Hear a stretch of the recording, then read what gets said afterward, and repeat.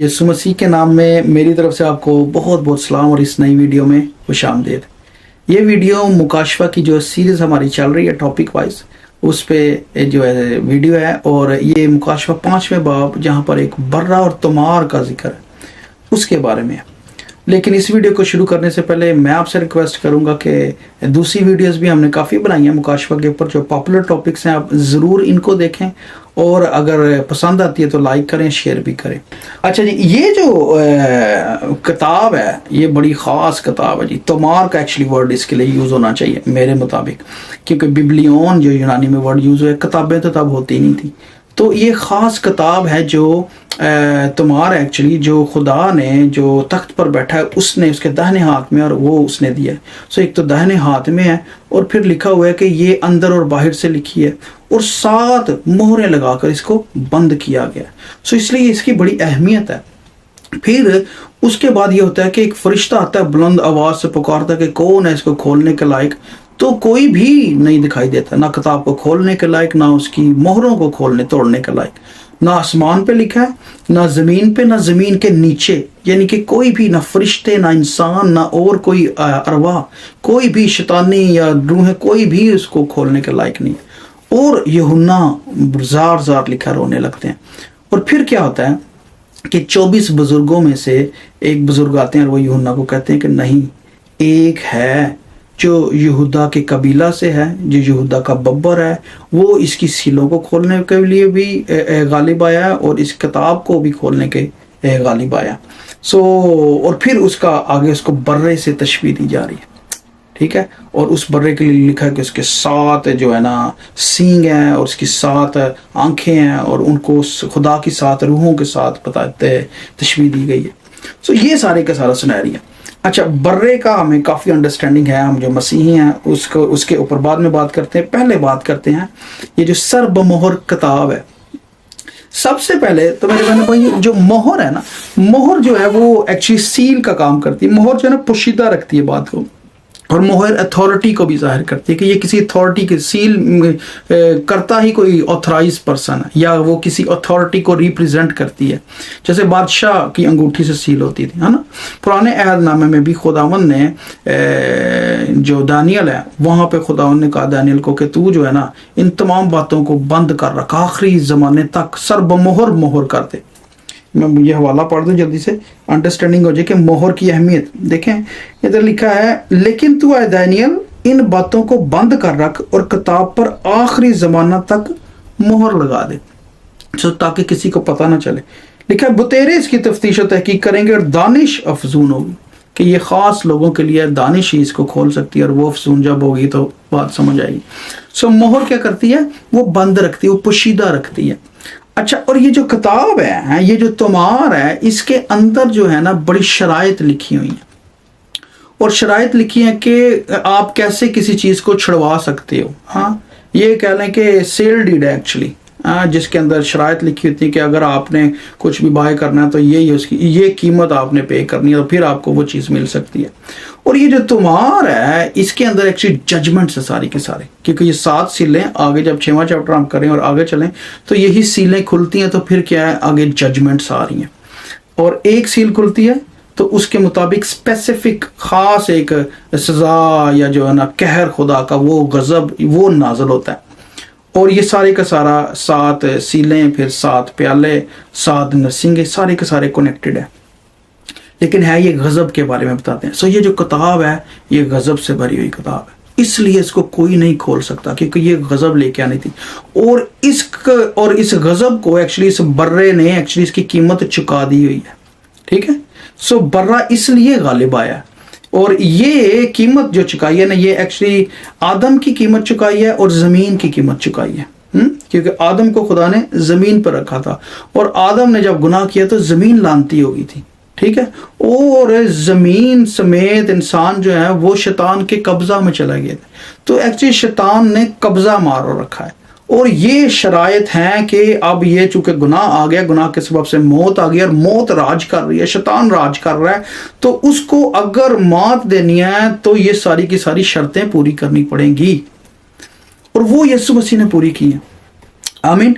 लेकिन इसको हम कनेक्ट करें ना, तो पुराने अहदनामे में बड़ा खूबसूरत हवाला है। खुदा ने ज़मीन के हवाले से ना कानून दिया हुआ है। वहाँ पे खुदावंद कहते हैं कि ज़मीन जो है वो मेरी है, ठीक है, और तुम यहाँ पे मुसाफिर और मेहमान हो, और ज़मीन सदा के लिए बेची नहीं जा सकती।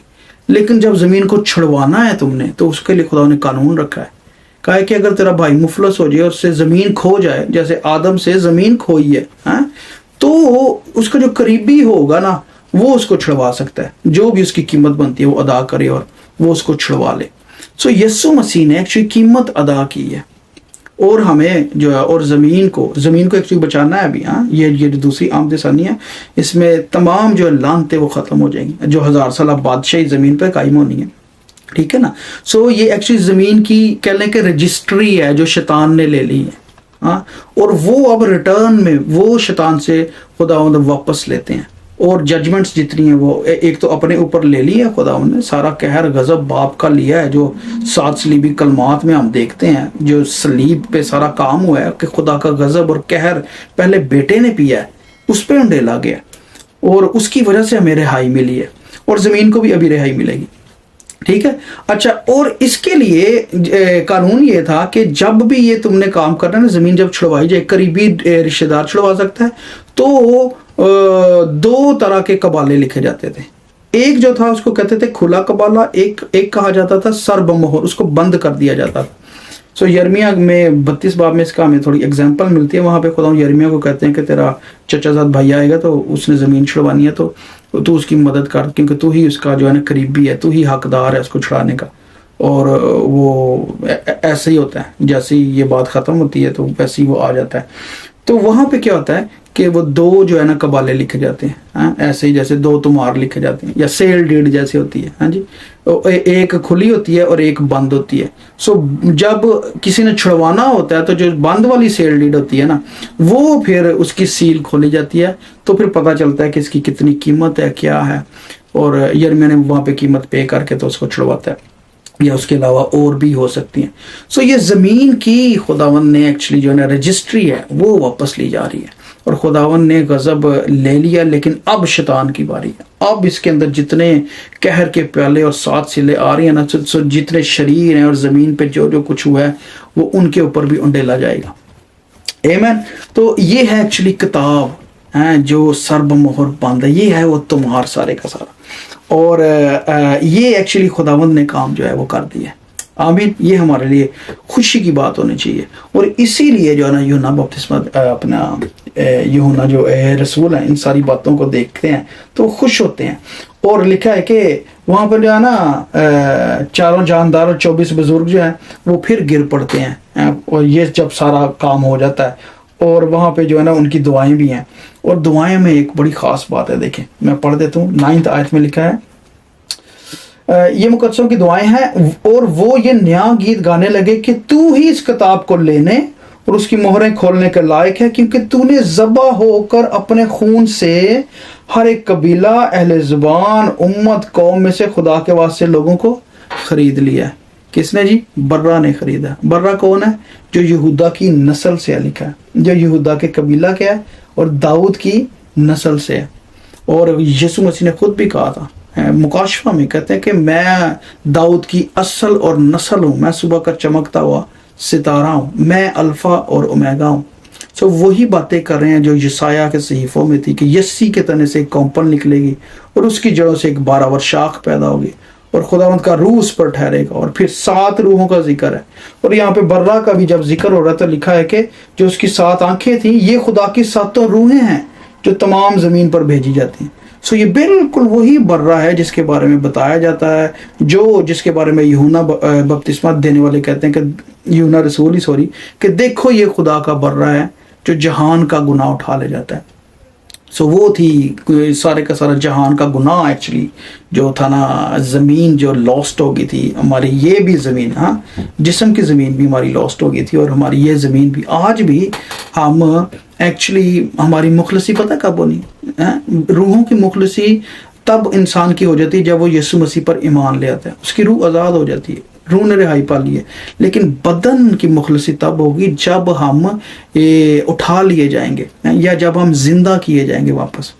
क्योंकि कलाम में लिखा है कि जिसने मौत का मजा चखा उसने गुनाह से फरागत पाई। हाँ, सो जो भी मर जाता है उसके बाद उसका वो गुनाह नहीं कर सकता, नेकी भी नहीं कर सकता, उसका काम खत्म हो गया। सो हमारी एक्चुअली गुनाह से इस जिस्म की फरागत मखलसी जो है ना वो तब होनी है जिस्म की, जब हम आसमान पर उठा लिए जाएंगे या हम बदल जाएंगे, जब नसींगा फूंका जाएगा जिसको हम रैप्चर कहते हैं, या जब मसीह खुदावंद की दूसरी आमद सानी होनी है, ठीक है। और सफ़ेद तख्त से पहले जो सारे के सारे लोग जिंदा कर लिए जाएंगे। आमीन। जो पहली क़यामत है, जो इसलिए लिखा है कि जो पहली क़यामत में शरीक होता है वो मुबारक है, वो मुकद्दस है। सो ये तब होनी है जिस्म की मुखलसी। लेकिन अभी जो है ज़मीन पर भी लानत है, इसलिए हमें मेहनत, जैसे खुदा ने कहा था कि ज़मीन तेरे सबब से लानती हुई है, ठीक है, और अब तू मुशक्क़त से पसीने से अपनी इसको खेती बाड़ी करके करेगा, ये फिर तुझे फल देगी। और वही हो रहा है। आज तक आप मेहनत मजदूरी करके तो जो है अपनी जान देकर तो अर्न करते हैं, लेकिन यीशु मसीह ने जो बर्रा है, यहाँ पे बर्रा जो है वो यीशु मसीह है, जिसने अपनी जान का अदा करके जान दी है कफारे के तौर पे, फिदिये के तौर पे, इतनी बड़ी कीमत पे की है खुदावंद ने। ठीक है जी। सो बर्रा इस चैप्टर में जो है वो यीशु मसीह है। बर्रा वो है जो गालिब आया है, जो यहूदा की नस्ल से है, दाऊद की नस्ल से है, नस्ल भी है दाऊद की, असल भी है, यानी कि जड़ भी है और शाख भी है। और जो तुमार है, जो किताब है, वो जजमेंट की किताब है, जिसकी जजमेंट खुदावंद ने भी ली है। लेकिन अब जो है जैसे जैसे ये खोली जाएगी तो इसकी जो जजमेंट है वो आगे दुनिया पर, शरीरों पर आने वाली है।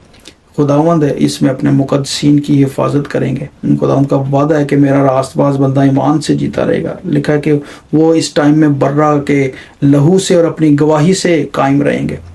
आमीन। आई होप के ये बड़ी सीधी सीधी बात है, इसके अंदर कोई कन्फ्यूजन वाली बात नहीं है।